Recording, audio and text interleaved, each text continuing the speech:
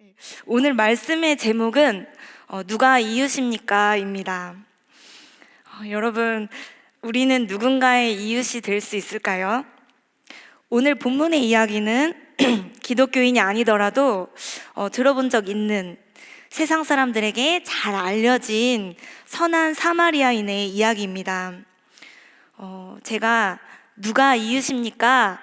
라고 물어보았을 때 흔쾌히 대답하기 어려운 이유가 다 있으실 겁니다. 우리는 이 이야기를 어려서부터 주일학교에서 많이 들어왔고 내용을 너무 잘 알고 있기 때문일 겁니다.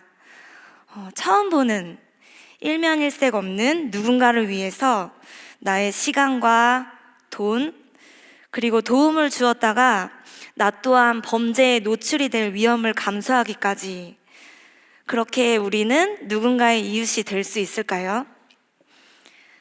네, 쉽게 대답하기 어려운 질문입니다만, 오늘 우리에게 주시는 주님의 교훈을 따라 이 예배실을 나가는 순간에는 각자의 다짐과 실천의 지혜를 가지고 우리 모두 누군가의 진정한 이웃이 될 수 있기를 소망해 봅니다.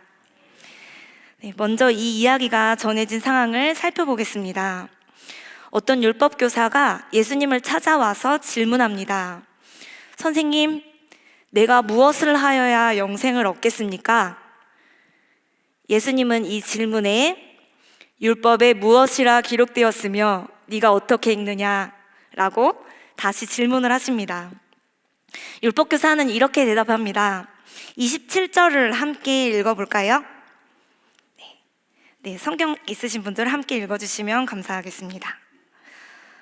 대답하여 이르되 내 마음을 다하며 목숨을 다하며 힘을 다하며 뜻을 다하여 주 너의 하나님을 사랑하고 또한 내 이웃을 내 자신같이 사랑하라 하였나이다. 네, 아멘. 성경을 한 문장으로 줄이면 어떻게 됐나요? 네, 하나님 사랑, 이웃 사랑 이렇게 되죠. 이렇게 25절에서 27절까지, 여기까지 예수님과 율법교사의 대화는요, 마가복음에서는 동일하게 서기관과 예수님의 대화로, 또 마태복음에서는 율법사와 예수님의 대화로 동일하게 담겨 있습니다. 여기까지만 들으면 하나님과 이웃을 사랑하라는 내용이구나 하고 생각할 수 있습니다. 그런데 누가복음에는요, 예수님과 율법교사의 그 질문과 또 질문, 그 뒤에 이어서 예수님이 상세히 풀어서 설명하고 계심을 알 수 있습니다. 비유를 들어서 율법교사가 잘 알아들을 수 있도록, 또 주변에서 듣고 있는 제자들, 또 그 주변에 또 누가 있는지 잘 모르겠지만 누군가가 듣고 있었을 텐데 그들이 잘 알 수 있도록 이 하나님 사랑과 이웃 사랑에 대해서 비유의 이야기를 들어서 설명을 해주십니다. 우리 여기 주일학교 선생님들이 많이 앉아 계신데요, 비유를 들어서 설명할 때는 어떤 때일까요?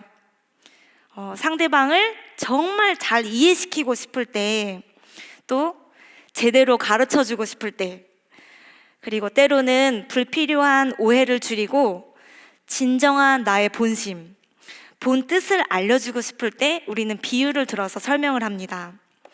그래서 예수님은 듣는 이의 이해를 돕는 비유로서의 설명을 자주 하셨습니다. 오늘 예수님의 제자가 되고자 하는 우리들이 예수님의 이 비유에 집중하게 되는 것은 예수님처럼 생각하고 예수님의 본뜻이 무엇이었는지 그것을 찾고자 함일 것입니다.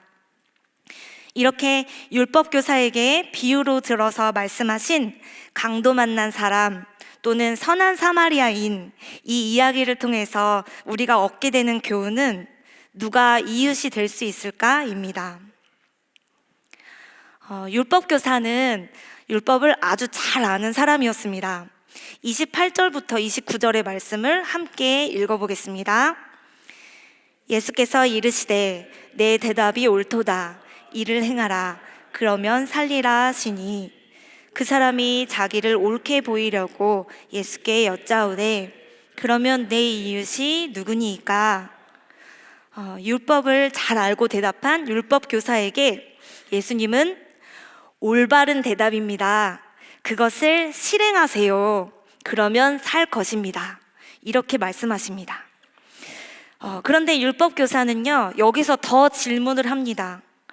그럼 내 이웃은 누구입니까?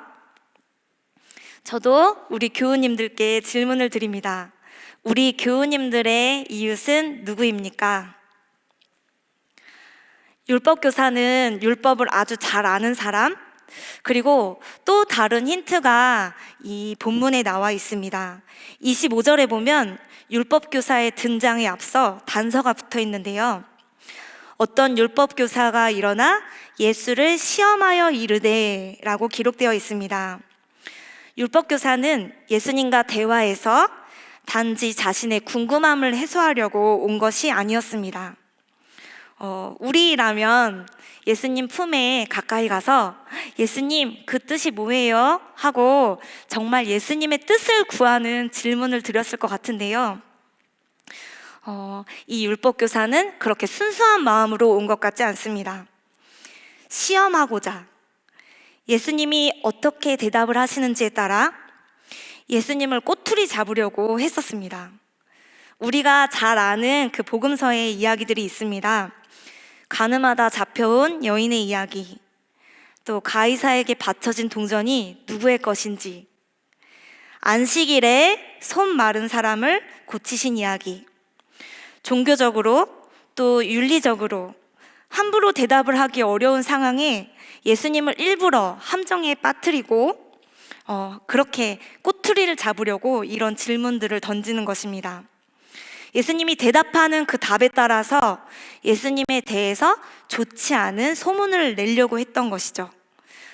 당시 예수님은 새롭게 떠오른 종교 지도자, 또 메시아일지도 모르는 사람, 그리고 세례 요한이 인정한 사람이었습니다. 당시 유대교 지도자들에게는 상당한 견제 세력이었습니다. 이제 그 권위 있는 예수님의 이야기 속으로 들어가 볼 건데요. 잘 아시겠지만 함께 들어가 보겠습니다. 어떤 한 사람이 예루살렘에서 여리고로 내려가는 길에 강도를 만났습니다. 모든 것을 빼앗기고 옷이 벗겨져서 어디서 온 사람인지, 뭐 하는 사람인지 알아볼 수 없습니다. 반 죽은 상태로 쓰러져 있습니다. 31절과 32절을 함께 읽어보겠습니다. 마침 한 제사장이 그 길로 내려가다가 그를 보고 피하여 지나가고, 또 이와 같이 한 레위인도 그곳에 이르러 그를 보고 피하여 지나가되. 제사장과 레위인은요, 예수님 당시에 굉장한 지배계층의 사람들이었습니다. 예수님을 찾아왔던 율법교사보다도 더 높은 종교 지도자입니다. 율법교사에게 제사장과 레위인은 존경할 만한 위치에 동경하는 신분의 사람이었을 것입니다. 그러나 이 예수님의 이야기 속에서 제사장과 레위인은 이 강도 만난 불쌍한 사람을 보고도 그냥 지나쳐 버립니다. 제사장과 레위인은 어떤 사람들인가요? 제사장, 하나님께 제사를 드리는 사람이죠. 유대인의 종교 지도자입니다. 또 레위인은 어떻습니까? 레위인은 이스라엘의 12지파 중에서 특별한 임무, 거룩한 성전을 돌보고 제사를 돕는 그 거룩한 임무를 위해서 특별히 구별된 사람들입니다. 제사장과 레위인, 이 두 사람은요, 예수님 당시에 유대 사회에서 누구보다 하나님을 가장 많이 사랑하고 율법을 가장 잘 알고 잘 지키는 사람들이었을 것입니다. 영생을 어떻게 얻을 수 있습니까? 하나님 사랑, 이웃 사랑.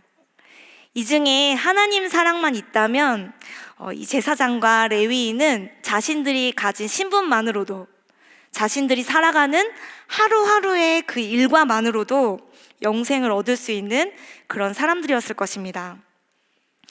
그런데 이 이야기 안에서 제사장과 레위인, 이 사람들은 하나님을 사랑하는 것과 이웃을 사랑하는 이 두 가지 가치가 정면으로 충돌하고 있음을 알 수 있습니다.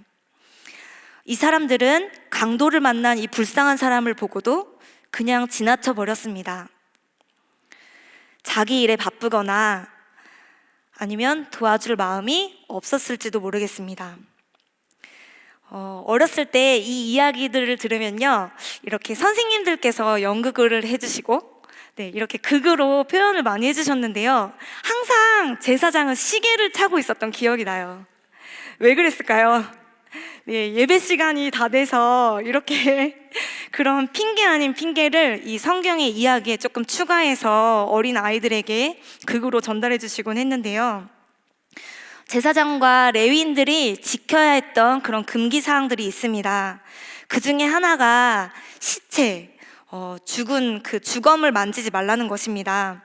레위기 21장 1절에서 4절을 보면 이렇게 기록되어 있습니다. 여호와께서 모세에게 이르시되 아론의 자손 제사장들에게 말하여 이르라.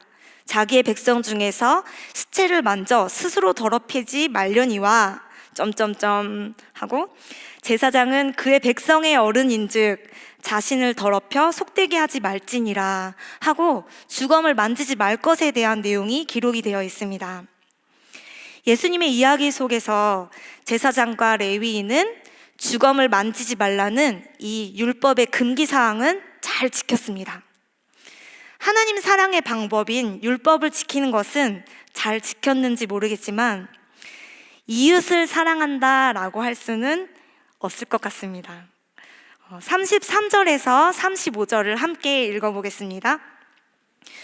어떤 사마리아 사람은 여행하는 중 거기 이르러 그를 보고 불쌍히 여겨 가까이 가서 기름과 포도주를 그 상처에 붓고 싸매고 자기 짐승에 태워 주막으로 데리고 가서 돌보아 주니라. 그 이튿날 그가 주막 주인에게 데나리온 2를 내어주며 이르되 이 사람을 돌보아 주라. 비용이 더 들면 내가 돌아올 때에 갚으리라 하였으니. 세 번째로 등장하는 인물이 바로 사마리아 사람입니다.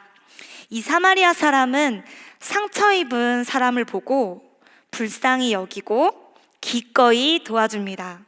가까이 가서 자기가 가지고 있던 올리브 기름과 포도주로 그의 상처를 소독하고 싸매고 그를 자신의 짐승에 태워서 여관으로 데려가 하룻밤을 돌봐줍니다. 여기까지 하실 수 있는 분이 계실까요? 저희 지난 학기에 우리 교수님께서 이 비유를 같이 강의해 주시면서 똑같은 질문을 던지셨습니다. 여기까지 하실 수 있는 분이 있을까요? 이렇게 질문했을 때 제가 손을 번쩍 들고 교수님 119가 있습니다 라고 얘기했어요. 119에 신고하면 우리나라는 굉장히 복지가 잘 돼 있기 때문에 일단 119 구급대가 출동을 하고 그 아픈 사람을 돌보아 줍니다.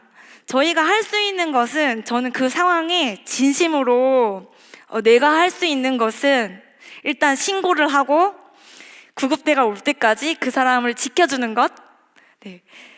도착을 하면 구급대가 이제 그 사람을 데리고 가고 신분 확인을 해서 이렇게 연락을 하겠죠. 여기까지 할 수 있다고 진심으로 생각했던 것 같습니다. 그런데요, 사마리아인은 여기서 더 나아갑니다. 하룻밤을 보내고 이튿날 사마리아 사람은 드디어 자신의 일정을 더 이상 지체할 수 없어서 길을 떠나야만 했습니다. 하지만 강도 만난 이 불쌍한 사람은 아직도 돌봐주어야 하는 상황입니다. 여관 주인에게 2 데나리온을 건네고 치료비가 더 들면 내가 돌아오는 길에 갚겠다는 말을 합니다. 1 데나리온은 그 당시 노동자의 하루 일당입니다. 2 데나리온을 지금 돈으로 환산해 보자면 30만 원 정도로 생각하면 될 것 같습니다. 대략 30만 원쯤을 처음 본 이 사람을 위해서 내어주고, 그리고 비용이 더 들면 내가 돌아오는 길에 더 주겠다는 말까지 합니다. 만약에 여관 주인이 정말 나쁜 마음을 먹고 돌아오는 사마리아인에게 정말 거액의 돈을 요구한다면 어떻게 될까요? 정말 극에 치닫는 생각을 함께 해볼까요? 여관 주인을 진짜 나쁜 사람이라고 생각해 본다면 강도 만난 사람을 돌봐주는 것이 아니라 그냥 방치했다가 돌아오는 그 사마리아 사람에게 내가 이렇게 많은 비용을 들여서 치료를 해줬는데 이 사람이 결국 죽었어요 라고 거짓말을 하고 많은 돈을 뜯어낸다면 어떻게 될까요? 이 소문은 근처에 있었던 강도들에게 퍼져서 이 마음 좋은 사마리아 사람은 다음번 강도의 그 범죄의 순서가 될지도 모르겠습니다. 이렇게 사마리아 사람은 자신이 위험해질 수 있는 많은 경우의 수에 노출이 되면서까지 이 강도 만난 사람을 도와줍니다. 여러분, 예수님이 말씀하시는 이웃사랑 할 수 있겠습니까? 저는 어렸을 때 이 이야기를 들으면서 너무 어려울 것 같은데요 라고 정말 진심으로 생각했습니다. 이웃사랑 진짜 힘든 거구나 이런 마음을 가졌었습니다. 이웃사랑에 대해서 말씀하시는 예수님의 이 비유의 이야기는 35절로 끝이 납니다. 그리고 예수님은 자신을 시험하러 찾아온 그 율법교사에게 이렇게 되묻습니다. 내 생각에는 이 세 사람 중에 누가 강도 만난 자의 이웃이 되겠느냐 하고 물어보십니다. 네. 여러분, 저를 한번 도와주시겠습니까? 제가 예수님 역할을 할 테니 여러분들께서 율법교사가 되셔서 답을 해주시는 거예요. 제가 질문하겠습니다. 여러분 생각에는 1번 제사장, 2번 유대인, 3번 사마리아인 중에서 누가 강도 만난 자의 이웃이 되겠습니까? 네, 3번. 네, 3번 사마리아인 이렇게 말씀하셨죠. 그런데요, 율법교사는 이렇게 대답합니다. 자비를 베푼 자니이다. 네.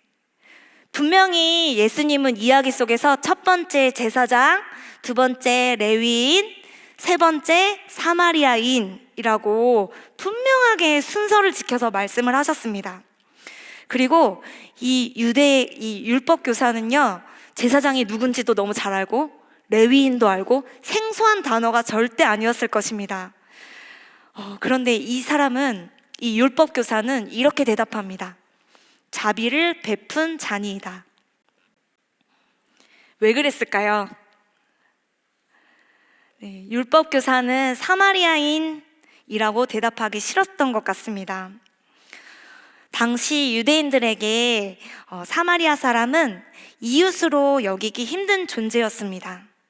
원래는 한 민족이었지만 예수님이 오시기 한 700년 전에 아수르라는 이방 민족이 사마리아 지역을 정복할 때 이스라엘의 많은 사람들과 이방 민족들이 섞이는 일이 일어났습니다. 그리고 사마리아 지역의 사람들이 순수한 그 유대 혈통을 가져가지 못하고 이방 민족들과 결혼을 하면서 유대 사람들이 생각하기에는 혈통이 지저분해졌다. 네. 이렇게 혐오의 대상이 되었습니다. 순수한 혈통이 아닌 민족. 유대 사람들은 사마리아인들을 혐오하고 배척하고 그들과 한 민족이었다는 사실들도 입에 꺼내기조차 그렇게 꺼려하는 그런 정도의 감정을 가지고 있었습니다. 그리고 또 유대인이 사마리아 사람을 경멸하는 또 한 가지 이유가 있습니다. 사마리아 사람들은 유대인과 같은 하나님을 믿었지만 신앙의 모습은 조금 달랐습니다. 사마리아 사람들은 모세오경만 인정하고 예루살렘 성전이 아니라 자신들이 갈 수 있는 그리심산에서 따로 성전을 세우고 거기서 예배를 드렸습니다. 유대 사람들은 성전을 굉장히 중요시하게 생각했는데 예루살렘 성전만이 참된 예배를 드릴 수 있는 곳이라고 생각했기 때문에 사마리아 사람들이 그리심산에서 예배 드리는 것을 좋지 않게 생각했습니다. 저것은 진짜 예배가 아니야. 이렇게 생각했습니다. 네, 이렇게 서로 한 민족이었지만 한 하나님을 섬기고 있지만 절대 가까워질 수 없는 유대 사람과 사마리아인. 예수를 찾아왔던 율법교사의 생각에서 사마리아 사람을 이웃으로 인정할 수 있었을까요? 예수님은 이 모든 사실을 알고 계셨습니다. 사마리아인을 이웃으로 제시하셨지만 당시 유대인들에게 사마리아인들은 적, 혐오의 존재 그 자체. 만약 이렇게 질문하려고 찾아왔던 사람이 율법교사, 유대인 율법교사가 아니라 사마리아인이었다면 3번은 유대인이 되었을 것 같습니다. 사마리아 사람도 마찬가지로 유대인을 경멸했기 때문입니다. 그들은 서로를 이웃으로 삼을 수 없다고 생각하고 있었습니다. 그런데 예수님은 여기서 이렇게 칭찬받아 마땅한 3번 사마리아 사람을 이야기하시면서 율법교사에게 이렇게 말씀하십니다. 너도 가서 이와 같이 하라. 예수님이 이 이야기를 들려주는 상황 속에서 주시고자 했던 그 교훈은 누가 이웃인가 하는 이웃의 경계에 대한 내용이었을 것입니다.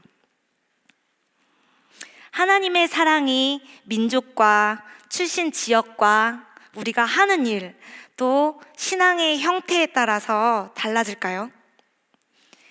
우리가 잘 알고 있듯이 하나님의 사랑은 모든 사람에게 평등하게 펼쳐집니다.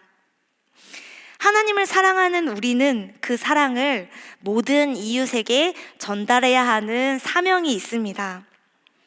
예수님은 우리의 이웃을 좁게 정의하지 않으십니다.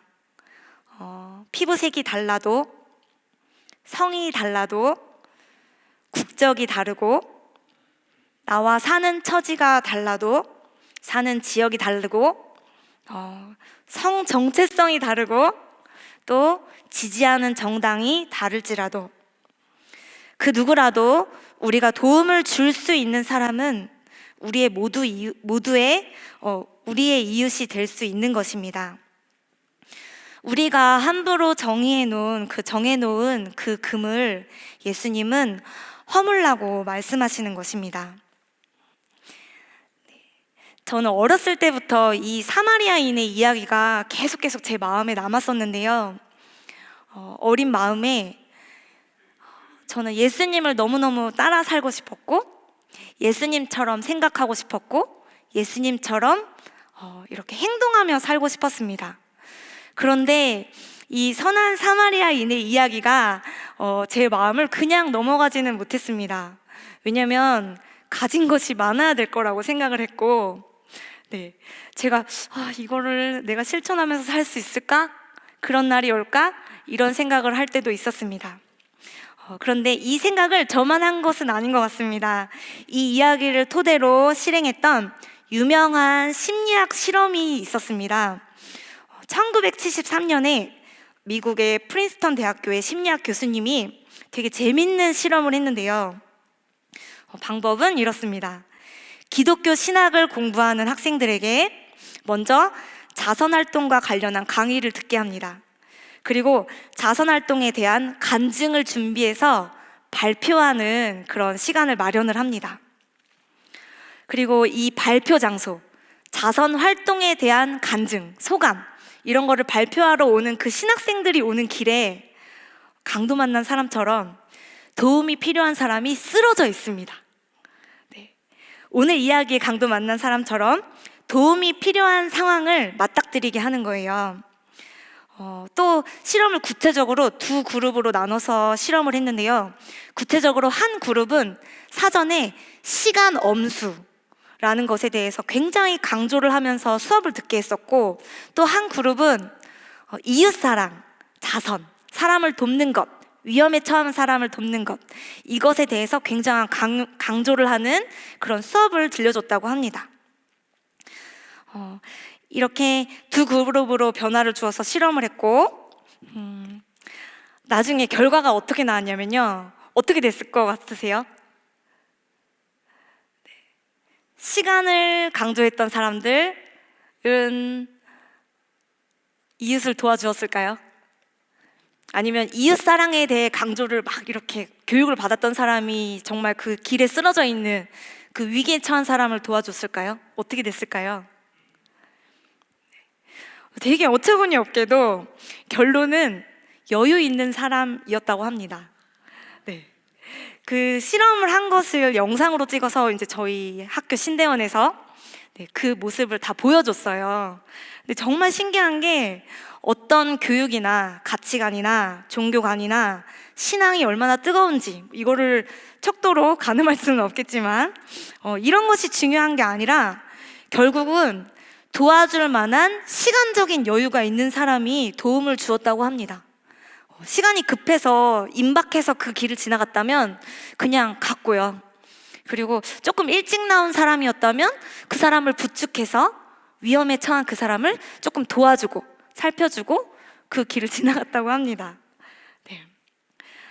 시간적 여유, 경제적인 여유, 마음의 여유. 오늘 예수님이 전해주신 이 비유에서 사마리아 사람은 여유 있는 사람으로 보입니다.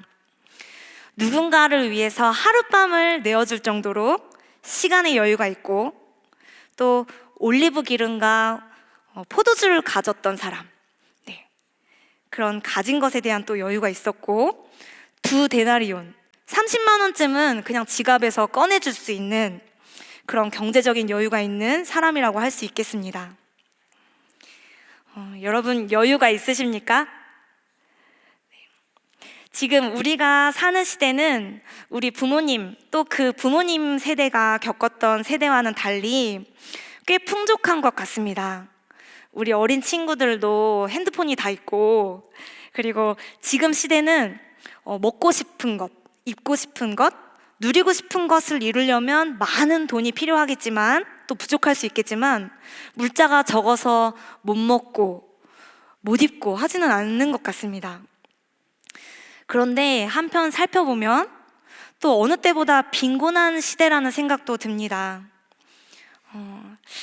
외제차를 타는 친구를 만나도 자신이 부자라고 생각하지는 않더라고요. 제가 커피를 삽니다. 네. 그리고 우리 대기업 회장님들도 그렇게 세금을 내지 않으려고 재벌 총수도 어떻게든 더 벌고 어떻게든 더 많이 가져가려고 아등바등 하는 것을 보면 스스로 여유 있는 사람이라고 생각하지는 않는 것 같습니다. 그렇다면 누가 여유 있는 사람일까요? 이 사마리아 사람이 가진 여유가 과연 시간적인 여유, 또 경제적인 여유, 그 여유였을까요? 우리 함께 33절을 읽어보겠습니다. 어떤 사마리아 사람은 여행하는 중 거기 이르러 그를 보고 불쌍히 여겨. 한국어 성경에 사마리아 사람에 대해서 여행하는 중이라는 표현을 사용했어요. 그래서 제 친구 중에 어떤 한 친구가 이 사마리아 사람은 여유 있는 사람이네요. 시간도 있고 돈도 있으니까 여행을 갔겠죠 라고 얘기했던 적이 있었습니다. 그런데 헬라어 원문을 살펴보면 이 사마리아 사람은 당시에 사업을 위해서 사마리아에서 예루살렘으로 향하던 그 길, 그가 가진 올리브 기름과 포도주가 자신의 장사 품목이었고 또 이 사업을 위한 여정을 한국어 성경으로 번역하는 과정에서 여행이라고 표현했을 뿐입니다. 제가 우리 교우님들과 함께 발견하고 싶은 것이 바로 여기 있습니다. 33절 우리가 함께 읽었던 부분인데요. 불쌍히 여겨라는 표현입니다. 헬라어로 스플랑크 니조마이, 우리 담임 목사님 설교에서도 많이 언급이 되었던 단어입니다. 이 단어는 불쌍히 여기다, 측은히 여기다 라는 뜻입니다. 오늘 본문에서는 수동태로 쓰였습니다. 불쌍히 여기게 되다. 이 표현은요, 우리 말 중에서 애간장이 녹는다, 또 애가 탄다 라는 말 아시죠? 그 말처럼 헬라어 표현으로 창자가 느끼는 고통이라는 표현입니다. 이 단어는 아무 때나 사용된 단어가 아닙니다. 성경에서 예수님의 감정을 표현할 때만 사용된 단어입니다. 가난하고 외면당한 사람들이 예수님의 이야기를 듣고자 몇 날 며칠 그 자리를 지켰던 그 배고파하는 무리들을 향해서 예수님이 느끼셨던 감정입니다. 또 나병에 걸려서 가족과 사회로부터 오랫동안 소외되었던 그 사람들, 예수님 앞에 낫기를 구하며 엎드렸던 그 나병 환자를 바라볼 때 그때도 이 표현이 사용되었습니다. 죽은 나사로의 소식을 들었을 때도 같은 단어가 사용되었습니다. 불쌍히 여기시는 예수님의 마음, 이것은 신적, 신이 느끼는 그 감정 표현의 단어인 것입니다. 예수님께서 이 측은히 여기는 마음, 이 스플랑크 니조마이라는 이 단어가 사용되었을 때는요, 대상에게 기적이 베풀어졌습니다. 이 마음은 그냥 느끼고 사라지는 그런 마음이 아닙니다. 지나가다가 불쌍하다 하고 돌아서 갈 수 있는 마음이 아니라는 것입니다. 반드시 행동으로 이어졌습니다. 5,000명이 넘는 군중들에게 급식을 베푸셨고, 죽었던 나사로는 붕대를 칭칭 감은 채 무덤에서 달려나왔습니다. 가족과 사회로부터 단절되었던 나병 환자는 예수님의 그 불쌍히 여기신 마음에 기적을 입고 다시금 사회와 가족의 품으로 돌아가는 기적을 겪게 되었습니다. 사마리아 사람이 가지고 있었던 여유는 바로 불쌍히 여기는 마음, 이 예수님의 마음이라고 할 수 있겠습니다. 우리는 누구의 이웃입니까? 2월 한 달 동안 우리는 이웃사랑의 실천으로 알록달록 예쁜 색깔의 옷을 입고 컬러풀 포토를 했습니다. 사진 찍힌 것을 보니까 정말 예쁘고 이렇게 알록달록하니까 참 예쁘다라는 생각을 했습니다. 우리 교우님들의 삶의 자리에 그 주변은 이렇게 알록달록하십니까? 우리가 어떤 사람을 이웃으로 삼느냐는 우리의 마음가짐과 선택에 달려 있습니다. 하나님의 사랑은 우리 모두에게, 이 세상의 모두에게 평등하게 흘러가야 합니다. 하나님과 단절되었던 우리를 불쌍히 여기셨던 그 예수의 불쌍히 여기시는 그 마음이 십자가 사랑으로 우리를 하나님의 자녀로 삼아주셨습니다. 우리는 모두 이 예수의 마음으로 하나 된 서귀포 중앙 공동체입니다. 하나님의 사랑을 입고 그 사랑을 먼저 경험한 우리가 누군가의 진정한 이웃이 되어야 합니다. 여리고로 가는 길은 여전히 위험합니다. 강도가 있고 위험이 도사리고 있습니다. 예수님의 이 불쌍히 여기시는 마음을 품고 우리 모든 교우들이 함께 걸어갔으면 좋겠습니다. 제가 만나는 이 교회 안에서 품고 자라나는 다음 세대가 이 마음을 함께 품고 그 위험한 길을 위험하지 않게 만드는 데 함께 걸어갔으면 좋겠습니다. 우리의 견고한 경계를 뛰어넘고 예수님의 사랑을 실천하는 삶을 살 때 우리는 하나님께서 기뻐하시는 하나님 사랑, 이웃 사랑을 실천하는 누군가의 이웃, 서귀포 중앙교회가 되리라 믿습니다.